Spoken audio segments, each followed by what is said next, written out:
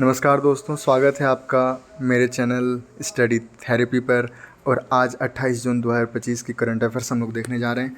तो चलिए शुरू करते हैं। सबसे पहली जो खबर निकल के आ रही है कि सिंधु जल संधि जो हुआ था इंडस वाटर ट्रीटी पर, उसके कोर्ट ऑफ आर्बिट्रेशन पर जो निर्णय गया था तो उसमें उसने एक पूरक निर्णय को खारिज कर दिया गया है। तो इसमें हुआ क्या है, बात क्या है, तो अब स्टार्ट करते हैं इसको देखना। तो ये जो थे पाकिस्तान ने 2015 में जो भारत द्वारा किशनगंगा जो है और रतले पर जल विद्युत परियोजना की डिज़ाइन संबंधी विशेषता जो थी उन पर असहमति जताई। लेकिन भारत के द्वारा ना मानने पर, क्योंकि ये सब तो मतलब इंडस वाटर ट्रीटी के अंतर्गत आती थी ये सब जो बातें थी, पर भारत के द्वारा बताए जाने पर पाकिस्तान ने ऐतराज़ किया और पाकिस्तान ने इस पर एक विश्व बैंक की माध्यम से तटस्थ विशेषज्ञों की मांग की थी। और इसके बाद उन्होंने अपने इस विवाद को कोर्ट ऑफ आर्बिट्रेशन में रखा और 2022 में विश्व बैंक ने भी कोर्ट ऑफ आर्बिट्रेशन में अध्यक्ष की नियुक्ति करके इसको फैसला सुनाना शुरू कर दिया। और अभी जो फैसला आया है उनका कोर्ट ऑफ आर्बिट्रेशन का, उन्होंने कहा है कि इनको ना स्थगित करना चाहिए क्योंकि भारत का इन पर कोई अधिकार नहीं है, मतलब ये स्थापित करने का। पर भारत ने इसके जो फैसले हैं उनको खारिज कर दिया है। और भारत का खारिज करने का निर्णय भी है उनका, ये मतलब भारत क्यों खारिज किया वो इसलिए है कि उन्होंने कोर्ट ऑफ आर्बिट्रेशन का गठन जो इस बारे में था उनको ही अवैध बताया है कि ये भारत के द्वारा ये अवैध है। मतलब भारत ने कहा है कि पाकिस्तान द्वारा जो एक पक्ष ही इनकी जो बैठक की मांग की, इनके जो कोर्ट ऑफ आर्बिट्रेशन की जो पेशकश रखी गई, उनके द्वारा जो फैसला सुनाया गया, ये एक पक्षीय और भारत इनको स्वीकार नहीं करता। दूसरा चीज़ है कि संधि को स्थगित करने का संप्रभु अधिकार जो है वो भारत के पास ही है, क्योंकि उनके ये अंतर्राष्ट्रीय कानून के अंतर्गत नहीं आता है। भारत इनका संप्रभु राष्ट्र के तौर पर भारत को ये अधिकार होना चाहिए। अब देखिए जो इस पे हाँ इम्पॉर्टेंट जो है कि भारत और पाकिस्तान के बीच जो सिंधु जल संधि थी उनको 1960 में भारत और पाकिस्तान के द्वारा हस्ताक्षर किया गया था, जिसमें विश्व बैंक मध्यस्थता की थी। इस पे दो मतलब ये किए गए थे, एक पूर्वी नदियाँ थी जिसमें से सतलज, व्यास और रावी था जो भारत को उनका जल दिया गया था, और पश्चिमी नदियों में सिंधु, झेलम और चिनाब था जिसमें पानी पाकिस्तान को दिया जाना था। लेकिन इसमें भी कुछ था कि अगर गैर वाणिज्यिक पर्पस को लेकर अगर किया जाए तो वो भारत कर सकता है उसका उपयोग। अब जो नेक्स्ट है उसमें एक रिपोर्ट आया है जो कि कौशल विकास और उद्यमिता मंत्रालय द्वारा जारी की गई है। उस रिपोर्ट का नाम है भविष्य के लिए कौशल। तो इसमें एक दो चीज़ मुझे ध्यान में मतलब रखी जो आपको जानना चाहिए कि 2023-24 में भारत का लगभग 88% जो कार्यबल है वो कम दक्षता वाले कार्यों में लगा हुआ था। 88% कार्यबल। जो दूसरा चीज़ है कि अच्छा कई जो ऐसे कामगार हैं ऐसे कार्यों में लगे हैं जिनकी शिक्षा का स्तर उनके अनुरूप नहीं होते। इसमें यह है कि कम कौशल वाले कार्यों में अधिक शिक्षित लोग घुस गए या फिर उच्च कौशल वाली नौकरियों में कम कौशल वाले लोग आ गए हैं। तो ये सब भी एक इसमें संरचनात्मक कमी है। और इसका प्रभाव क्या होता है कि आर्थिक उत्पादकता में कमी होती है, मानव संसाधन का अक्षम उपयोग हो रहा है क्योंकि जो मानव संसाधन जिस कार्यों में लगने चाहिए उस कार्यों में उनका उपयोग नहीं हो रहा है। सामाजिक और आर्थिक उन्नति में भी इसमें बाधा होती है और प्रवासन और प्रतिभा पलायन इससे होता है कि मतलब भारत के जो कौशल है वो दूसरे देशों में जाते हैं। तो इसमें सुधार की क्या सिफारिशें की गई कि तकनीकी और व्यावसायिक शिक्षा दी जाए, तो कौशल की वर्तमान और भविष्य की ज़रूरतों का आकलन करते हुए एक मानक तंत्र स्थापित की जाए जिसके अंतर्गत वैसी शिक्षाएं उसको दी जानी चाहिए, मतलब जो वर्तमान जो कामगार आ रहे हैं उसको उसके अनुसार। उद्योगों की भागीदारी और जवाबदेही को सुनिश्चित किया जाए। आजीवन सीखने पर बढ़ावा दिया जाए, मतलब हर समय एक सीखा जाना चाहिए। ऐसे नहीं कि मैं सीखा इसके बाद नौकरी ले लिया इसके बाद शिक्षण बंद हो जाए। तो वैसे करने से हमारी क्या होगा, कार्यबल जो पिछड़ जाएगी। अब देखिए नेक्स्ट जो खबर निकल के आ रही है कि भारत के बाह्य या विदेशी ऋण में वृद्धि की गई है। तो क्या हुआ कि मार्च 2025 में 736.3 बिलियन डॉलर का भारत का विदेशी या बाह्य ऋण हो गया है। और इसमें यह कहा गया है कि बाह्य ऋण में जो है 54% हिस्सेदारी अमेरिकी डॉलर का है। और इसमें सरकार कितना ली है, 22.9% सरकार की हिस्सेदारी है बाह्य ऋण में। और बाकी सबकी हिस्सेदारी किसकी है, एनबीएफसी की है, गैर वित्तीय कंपनियों की है 35.5%। फिर जमा स्वीकार करने वाली कंपनियां भी है उसमें 27.5%। और सरकार का सबसे कम है 22.9%, मतलब 23% ही मान के चलिए, मतलब बाह्य ऋण में सरकार की हिस्सेदारी है। हालांकि सरकार ने इसमें अपनी बढ़ाई है क्योंकि पहले इसके कम थी। अब चलिए, अब नेक्स्ट हम लोग बढ़ते हैं। इसमें चिंताएं क्या क्या अगर देखना चाहें तो इससे अगर बाह्य ऋण अगर बढ़ती है तो ऋण और ब्याज भुगतान में बोझ ज़्यादा बढ़ेगा, क्योंकि बाह्य ऋण अक्सर विदेशी मुद्राओं में लिया जाता है और इसलिए विनिमय दर में उतार चढ़ाव होगा, क्योंकि इससे मतलब होता है इसमें एक, अब मैं बता देता हूँ। जैसे बाह्य ऋण अगर ज़्यादा लिया तो बाह्य ऋण अगर भारत में आ गया तो भारत की जो मुद्रा है उसकी मतलब डिमांड कम हो जाएगी, विदेशी मुद्रा ज़्यादा प्रभावी हो जाएगा। इससे एक असंतुलन बढ़ता है विनिमय दर में, इससे भारत को नुकसान पहुंच सकता है। इसमें मुद्रास्फीति भी बढ़ेगी। मतलब जो का है उच्च मूल्य बाह्य मूल्य के कारण जो मूलधन और ब्याज भुगतान है वो सरकार को अधिक चुकाना पड़ेगा, जिससे उसमें जो अवसंरचना जो निवेश कर रही होती उस पर उसका निवेश कम होगा। ये भी एक चुनौती है। नेक्स्ट जो है भुगतान संतुलन पर भी इससे प्रभाव पड़ेगा। लगातार बढ़ता बाह्य ऋण चालू खाता घाटे को बढ़ाता है और इससे व्यापार निवेश को अस्थिर करता है ये। अब जो नेक्स्ट है ये जो है कि एक रिपोर्ट आई है एनएसए द्वारा, नेशनल स्टैटिस्टिकल ऑर्गेनाइजेशन, राष्ट्रीय सांख्यिकी कार्यालय। इसमें यह बताया गया है कि पिछले 10 वर्षों में भारत के कृषि क्षेत्र का प्रदर्शन कैसा रहा। तो देखिए, इस पे जो पहला जो हमें जानना है कि कृषि और संबद्ध क्षेत्रों का सकल घरेलू उत्पाद जो है वो जो है वो 2011-12 से 2023-24 की आकलन करें तो इसमें 54.6% की वृद्धि हुई है। 54.6% की वृद्धि हुई है सकल उत्पादन मूल्य में। इसके बाद जो ये है कि उत्तर प्रदेश सबसे बड़ा अनाज उत्पादक है।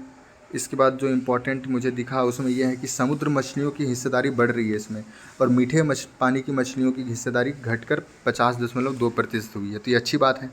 अब जो नेक्स्ट खबर निकल के आ रही है कि कृषि और संबंधित गतिविधियों का जो देश में कुल जीडीपी में योगदान है वो 16% है। याद रखिएगा इसे, कृषि और संबंध गतिविधियों का देश की कुल जीडीपी में योगदान 16%। और इस क्षेत्र का देश की मतलब 46.1% आबादी को आजीविका प्रदान करता है। जीडीपी में कितना योगदान है? 16%। और कितनी आबादी को आजीविका प्रदान करता है? 46%। तो ये याद रखना है। और मतलब इसको लेकर सरकारी पहले भी आई हैं, तो इसमें है कृषि निवेश कोष जो कि अवसंरचना भंडार इन सब में योगदान करते हैं। इस पे डिजिटल एग्रीकल्चर मिशन, प्रधानमंत्री मत्स्य संपदा योजना, एकीकृत बागवानी मिशन, विकास मिशन, और भी बहुत सारी योजना हैं जो कि आप नॉर्मली पढ़ते ही हैं। प्रधानमंत्री फसल बीमा योजना, राष्ट्रीय कृषि विकास योजना, मत्स्य और जलीय कृषि विकास अवसंरचना विकास कोष, तो बहुत सारी योजनाएं हैं। अब नेक्स्ट हम लोग चलते हैं मेटा, जो कि फेसबुक की मतलब ये है मेटा कंपनी जो है, उसका एक रिपोर्ट आया है जिसमें ये कहा गया है कि भारत के जो स्टार्टअप इकोसिस्टम है उसमें अभूतपूर्व वृद्धि दर्ज की गई है। अब क्यों हुआ भाई? क्योंकि शुरुआती चरण में फंडिंग मिल जा रही है, भारत में डिजिटल यूजर्स की संख्या बढ़ रही है, मेट्रो के साथ अन्य क्षेत्रों में उपभोक्ताओं की क्रय शक्ति भी बढ़ रही है, तो इसके कारण भारत में ये इकोसिस्टम बढ़ा है। स्टार्टअप की परिभाषा को अगर देख लें तो स्टार्टअप जो होता है वो प्राइवेट लिमिटेड कंपनी या पार्टनरशिप या लिमिटेड लाइबिलिटी पार्टनरशिप, ये प्राइवेट मतलब कंपनी अधिनियम 2013 में अगर आप पंजीकृत करवाएंगे ना अपने आप को, तो इन सब में कोई एक आपको चूज़ करना होगा कि आप कैसे इस सब का अलग अलग होता है। जैसे प्राइवेट लिमिटेड कंपनी होता है, पार्टनरशिप कंपनी, या फिर लिमिटेड लाइबिलिटी पार्टनरशिप कंपनी, ये सब होते हैं मतलब कैटेगरी होते हैं कंपनी के। तो उसके अंतर्गत आपका अगर टर्नओवर 100 करोड़ से कम है और आप 10 वर्षों तक अगर पंजीकरण कर लिए, उसके 10 वर्षों तक आपको स्टार्टअप माना जाएगा। इसमें बहुत सारे फ़ायदा भी होता है कि आपको टैक्स में छूट दी जाती है, बहुत सारे कुछ ऐसे। तो इसमें ये होता है कि स्टार्टअप इकोसिस्टम के विकास का कारक क्या क्या है भाई? तो देखिए, एआई आर्टिफिशियल इंटेलिजेंस को ये सब अपना रहे हैं बहुत धड़ल्ले से, विदेशों में भी विस्तार कर रहे हैं। 50% स्टार्टअप जो है वो विदेशों में भी चले गए हैं, तो बहुत अच्छी बात। अच्छा, ये ग्राहकों को सेवाएं देने में सभी माध्यम जैसे ऑनलाइन ऑफलाइन सभी में इसका उपयोग कर रही हैं अपने, तो ये भी बहुत अच्छी बात है। और ये टियर 2 टियर 3 में भी अपना जो सेवा का है वो विस्तार कर रहे हैं, तो इसलिए ज़्यादा बढ़ रहे हैं। अच्छा, स्टार्टअप की संख्या जो है 1.5 लाख से अधिक हो गई, 1.5 लाख से अधिक स्टार्टअप है भारत में। और 51% तो स्टार्टअप गैर मेट्रो शहरों में आ रहे हैं, जहाँ पे मतलब टियर 1 टियर 2 टियर 3 शहरों, जो इसको गैर मेट्रो शहर कहते हैं, उनसे आ रही है। अच्छा, इनका वैल्यूशन कितना है भाई? तो $380 बिलियन इनका वैल्यूशन है अधिक। अच्छा, और ये पहले भी हैं जो कि थोड़ा सा देखना चाहिए, है ना। तो स्टार्टअप को बढ़ावा देने के लिए सरकारी पहल है, तो स्टार्टअप इंडिया हो गया, स्टार्टअप इंडिया सीड फंड। अच्छा, स्टार्टअप इंडिया जो है ना, ये नवाचार और बढ़ावा देने के लिए इम्पॉर्टेंट होता है।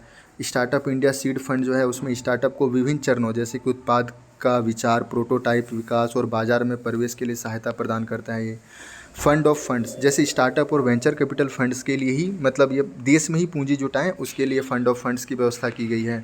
क्रेडिट गारंटी योजना, जैसे आप किसी से ऋण लिए और आप अगर ऋण चुका नहीं पा रहे हैं तो उसको लेकर जो है क्रेडिट गारंटी प्रदान करती है सरकार, उसी का है क्रेडिट गारंटी योजना। अटल नवाचार मिशन भी इस पे है कि अलग अलग कार्यक्रमों के माध्यम से नवाचार उद्यमिता को बढ़ावा देंगे। इलेक्ट्रॉनिक्स और सूचना प्रौद्योगिकी मंत्रालय द्वारा स्टार्टअप हब्स द्वारा बनाया जा रहा है, मतलब जो मतलब प्रौद्योगिकी बढ़ाया जा रहा है ताकि एक हब, मतलब इकोसिस्टम को प्रोत्साहित किया जा सके। वही सब, इनको स्टार्टअप को बढ़ावा देने के लिए सारे काम कर रहे हैं, तो इनको थोड़ा सा आप ध्यान रखिएगा। अब नेक्स्ट जो खबर निकल के आ रही है, भगवान जगन्नाथ रथ यात्रा। ये तो पता ही है आपको, उड़ीसा में होती है, पुरी में। और ये जो इम्पोर्टेंट है इसमें, एक सप्ताह बाद जो है ना, भगवान जगन्नाथ के रथ जो है वो बाहुड़ यात्रा के द्वारा मुख्य मंदिर में फिर वापस आते हैं। तो ये इंपॉर्टेंट है, बाहुड़ यात्रा, तो ये याद रखिएगा। अब नेक्स्ट जो खबर आ रही है, आदि कर्मयोगी। आदि कर्मयोगी जो है केंद्रीय जनजातीय कार्य मंत्रालय द्वारा शुभारंभ किया गया, जिसमें प्रेरित अधिकारियों, चेंज मेकर्स का एक समूह तैयार किया गया जो ज़मीनी स्तर पर परिवर्तन लाने में समर्पित हो। किसमें? इसमें ये 1 लाख जनजातीय गांवों और बस्तियों तक इनका प्रभाव, मतलब ये पहुंचना चाह रहे हैं कि सरकारी जो योजनाएं हैं उन सबको लागू करना और उन सबको विकास के मुख्य धारा में शामिल करना, इनका ये लक्ष्य है। अब चलिए आगे बढ़ते हैं। जो चालू खाता घाटा है, करंट अकाउंट बैलेंस, इसमें भारत में बढ़ोतरी की गई, अधिशेष रहा है, मतलब कितना, 13.5 अरब डॉलर का अधिशेष रहा है 2024-25 की चौथी तिमाही में। तो ये बहुत इंपॉर्टेंट है। चालू खाता घाटा क्या है, ये तो आपको पता ही होगा। देश और शेष विश्व के बीच एक निश्चित अवधि में वस्तु, सेवाओं, आय या चालू खाता अंतरण, करंट ट्रांसफ़र के बीच लेन देन को मापता है। अब चलिए आगे देखते हैं। पर एंड पॉलीफ्लोरो अल्काइल्स पदार्थ, ये ऐसे हैं कि 20 प्रकार के ऐसी बैक्टीरियाई खोजे हैं जो, मतलब अच्छा, शोधकर्ता जैसे जो हैं, अभी जो साइंटिस्ट कम्युनिटी है वो 20 ऐसे बैक्टीरिया की खोज की है जो कि पर एंड पॉलीफ्लोरो अल्काइल पदार्थों को ख़त्म करते हैं, अपघटित कर देते हैं। अच्छा, ये है क्या PFAS? तो ये है ऐसे रसायन जिनमें कार्बन फ्लोरीन का बॉन्ड बहुत मजबूत होता है और ये आसानी से नष्ट नहीं होते। मतलब आप इसमें कुछ भी कर दीजिए, ये बहुत ज़्यादा पानी में तापमान को बढ़ा दीजिए या पानी में कुछ भी कर दीजिए, ये जल्दी ख़त्म नहीं होगा। मतलब इनका उपयोग भी बहुत जगह किया जाता है, फूडवेयर, कुकवेयर, फूड प्रोसेसिंग उपकरण, कपड़े, पेंट्स, फोम्स इत्यादि में। अच्छा, ये लंबे समय तक बने रहते हैं, आपको पता ही है। हवा, जल और मृदा को प्रदूषित करते हैं। इंसानों और जानवरों में बायो एक्यूमुलेशन को बढ़ावा देते हैं। बायो एक्यूमुलेशन मतलब ये खाद्य श्रृंखला जो है उनको विषाक्त करते हैं, धीरे धीरे जीवों में जमा होते रहते हैं। ये है, ये तो इम्पोर्टेंट नहीं लगा मुझे, वैसे आप देखना चाहें तो देख सकते हैं, मैंने ऐसे आप कर दिया है, पर मुझे इम्पोर्टेंट है लगा नहीं। और जो नेक्स्ट है वो पे चलते हैं कि वेरा सी रूबिन वेधशाला जो है वो चिली में है, याद रखिएगा, वेरा सी रूबिन वेधशाला चिली में है। अब चलिए नेक्स्ट जो है सिप्री योजना, ये भी मुझे इम्पोर्टेंट लगा नहीं क्योंकि ये ESIC कर्मचारी राज्य बीमा निगम की ये योजना है और इनका जनरली पूछने का रिकॉर्ड बहुत ही कम रहा है। अब जेलीफिश देखते हैं। जेलीफिश जो है वो निडेरिया समूह से, मतलब ये है। अच्छा, ये चर्चा में क्यों आया, पहले ये देख लेते हैं। तो चर्चा में इसलिए आया कि केरल के जो बैक वाटर में जेलीफिश का सीजनल यानी मौसमी आक्रमण हुआ है, जिससे उसके पारिस्थितिकी तंत्र पर प्रभाव पड़ सकता है। मतलब वो बताया गया कि केरल में। तो जेलीफिश क्या है, ये निडेरिया समूह का एक संबंधित जीव है और जिसमें कोरल्स और एनीमोन्स भी इसमें शामिल हो सकते हैं, कोरल्स और एनीमोन्स भी। अच्छा, इसका पर्यावास भी देख लिया जाए। जैसे खुले महासागरों में मिले जाते हैं, इसकी तैरने की क्षमता कम होती है, इसलिए जलधाराओं की मदद से तैरते हैं। और इसकी विशेषताओं में त्वचा में डंक मारने की कोशिकाएं होती हैं इनकी, मतलब अगर आप शिकार कोई करें, इनकी आत्मरक्षा हेतु कोशिकाओं में डंक मारने की क्षमता होती है। और इसका 90% जो भाग होता है शरीर का, वो जो है वो पानी से बना होता है, इसीलिए आप पानी में आसानी से छिप जाती है। और इसमें कम ऑक्सीजन, हाइपोनिक सिचुएशन में भी ये रह सकते हैं। अब जो जेलीफिश ब्लूम्स होता है, ये क्या होता है? जेलीफिश ब्लूम्स जो होता है, एकदम से अचानक विस्फोट हो जाता है अगर जेलीफिश का, तो उसी को कहते हैं जेलीफिश ब्लूम। ये क्यों होता है? मतलब ये गर्म समुद्री क्षेत्र में अगर बढ़ जाएगा तो ऑक्सीजन कम हो जाता है, या फिर यूट्रोफिकेशन, जलाशयों में पोषक तत्व बहुत ज़्यादा बढ़ जाएगा, या फिर अत्यधिक मछली पकड़ने या फिर प्रदूषक आ गया वहाँ पे, तो इन सब के कारण जेलीफिश ब्लूम्स होते हैं। तो इंपॉर्टेंट रहेगा। इसमें 2-3 चीज़ जो है ना मुझे जो ज़्यादा इंपॉर्टेंट लगी, आप थोड़ा सा याद रखिएगा कि ये डंक मारने वाली कोशिकाएँ होती है जेलीफिश में, और ये निडेरिया समूह के होते हैं। ये खुले महासागरों में मिलते हैं, 90% भाग पानी से, और ये कम ऑक्सीजन यानी हाइपोनिक्स वाले वातावरण में भी रह सकते हैं। अब चलिए जो नेक्स्ट और लास्ट खबर क्या आ रही है कि गोल्डीलॉक्स इकोनॉमी क्या होती है। गोल्डीलॉक्स इकोनॉमी उसे कहते हैं कि अर्थव्यवस्था ना बहुत तेज़ी से बढ़ रही है और ना ही बहुत धीमी है। तो ये बहुत अच्छी बात है कि ना मतलब मीडियम ग्रोथ रेट हो रहा है। तो इसमें वृद्धि दर बहुत, बेरोजगारी दर बहुत कम होती है और वृद्धि लगातार वृद्धि हो रही है। अब ब्याज दरें भी अपेक्षाकृत कम होती है, ज़्यादा नहीं होती है, और ये निवेशकों और कंपनियों के लिए अच्छा होता है क्योंकि भाई धीरे धीरे बढ़ रही है, अच्छा हो रहा है। तो चलिए आज की कवर सारा हो गया आज का। अब हम लोग कल मिलते हैं, तब तक अपना ध्यान रखिएगा। नमस्कार।